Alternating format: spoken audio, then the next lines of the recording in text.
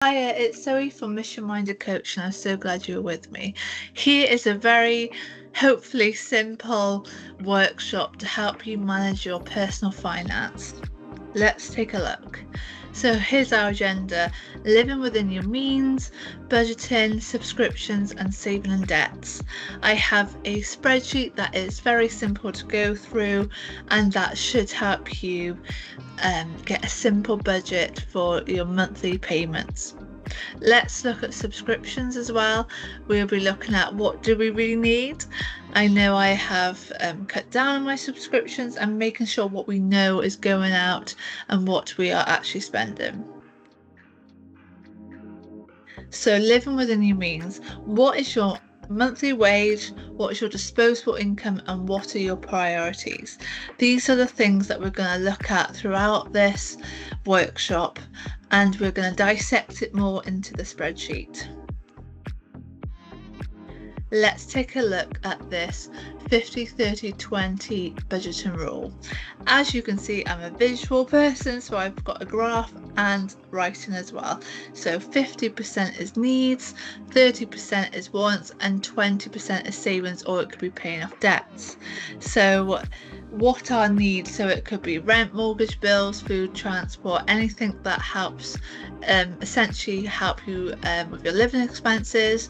30% is kind of what you would want to spend on, so eating out, shopping, subscriptions, and then 20% is savings or debt, so putting money aside to have savings or to try and tackle your debts. So here is an example. I've income after tax monthly 2,400, needs to be 50% would be 1,200, 30% would be 720 for wants, and savings and debts would be 480. But obviously it doesn't need to be divided up like this. You could have more for savings, so you could have 20% and 30% savings or debts if you want to pay off more debts. So it really depends on what you would like to do. So let's look at budgeting. So we're going to view the spreadsheet in a minute, but I just wanted to have a little example of what overspending looks like. So here visually you can have a look, and here we have overspent £28.99. So we're actually in the minuses, which isn't really good. And then we were actually even more worse what we projected. So I had to rethink of what I wanted to spend money on. And here's the positive. Look, we have £36.01 left over at the end of the month, which is slightly more healthy than being in the minuses. So here is an overview of the spreadsheet that we will be looking at. So here, this is what we'll be viewing, so you can see the needs, wants, and savings, and I'll be going more into depth in this next section.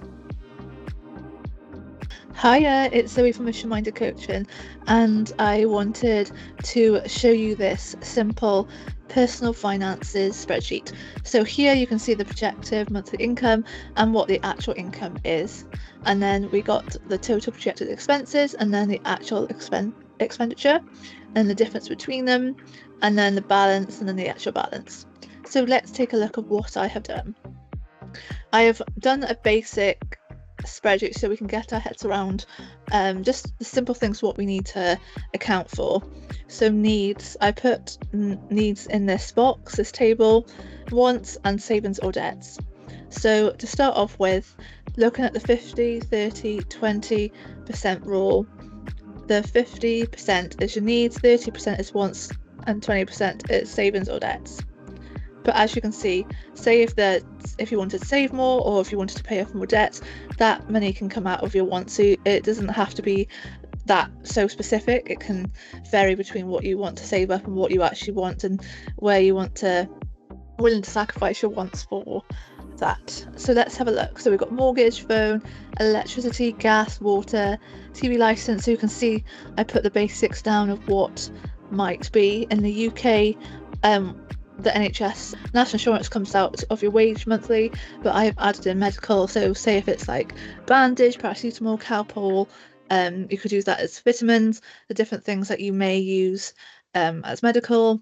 So as you can see, I projected £25, I spent £25, so it leaves a difference of nothing. With car maintenance, obviously I've gone £5 over, so that's a minus. So if, as you can see, you can get what I mean here is the same. It was projected £60, actual cost of 60, but this could vary. Like say you go abroad and you pay for extra data to use internet. I've done that before and it ends up you forget about it. Then your bill comes back like, I don't know, 70, it's like £10 or £50 more, £75 a month, and you're like, oh, why is that? And they're like, oh yeah, you spent every day buying data. So that may vary.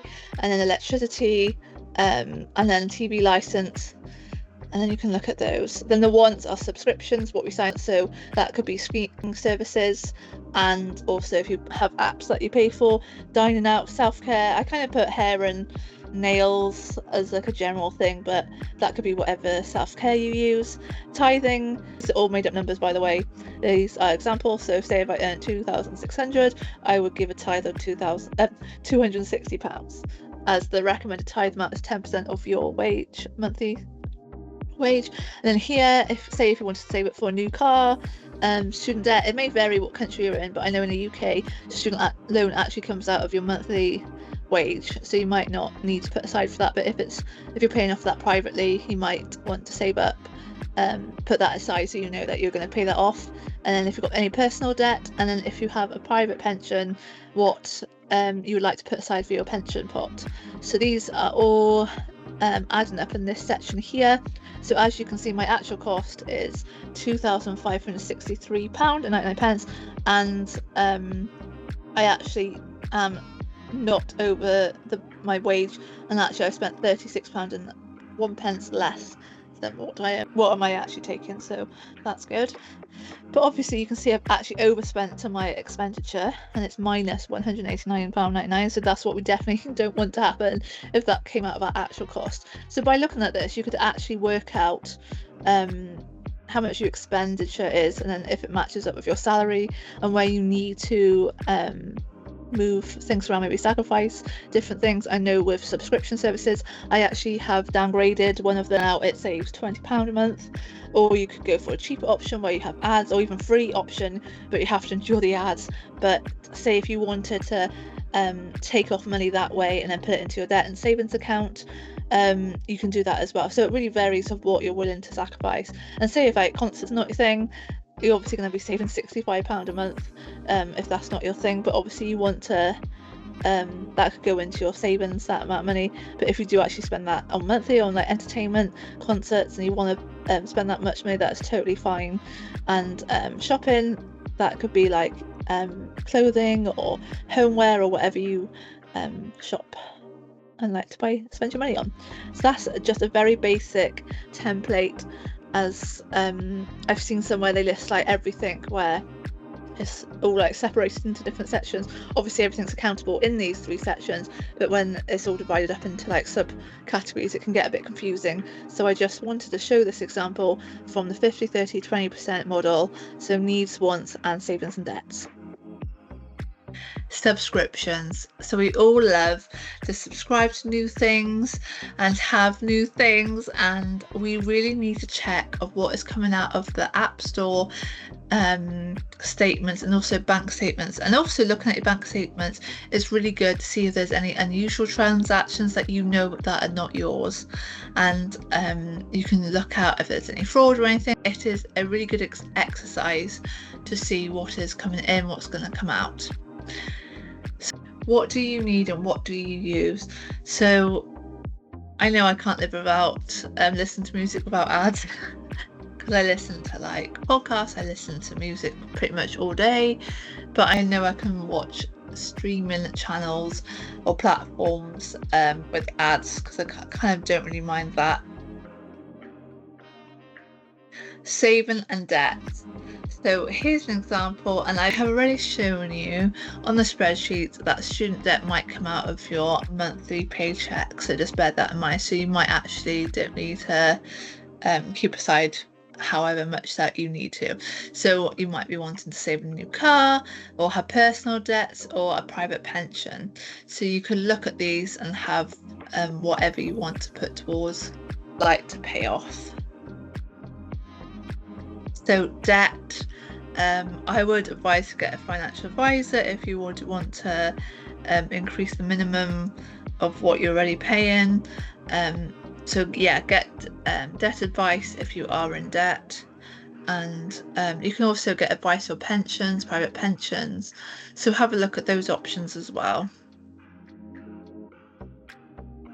So you can see here is an example of what happens when you borrow £500 and at the 29% interest rate, and when you pay the minimum off, and it takes you 3 years and 11 months, and it actually costs you £399. So in reality, you've actually spent £800.39 instead of £500, which is quite a lot, really. That is a massive amount extra from what you were kind of gonna spend in the first place. Savings. We love savings. Let's take a look. Let's think of small steps to save money day by day. So here is a example. So making your own hot drinks at home, bringing your own lunches, and also cooking your own meals. I know it's so convenient having apps where we can get food delivered, or when we're at work having meal deals. It's very convenient. And also making hot drinks is a bit of a faff, but ultimately it will save you money in the long run. So let's dream big, and I'm just rounding up with some positivity because God wants you to live fruitful, and it is his promises to live full as well. So whatever you are dreaming big, whether you want to buy a house, whether it's even new equipment for yourself, or you want to go on holiday, or a new car, God wants you to have the best, and that's us being good stewards, so putting it into action of how we can make this reality. Thank you for listening, and I hope you have enjoyed this session.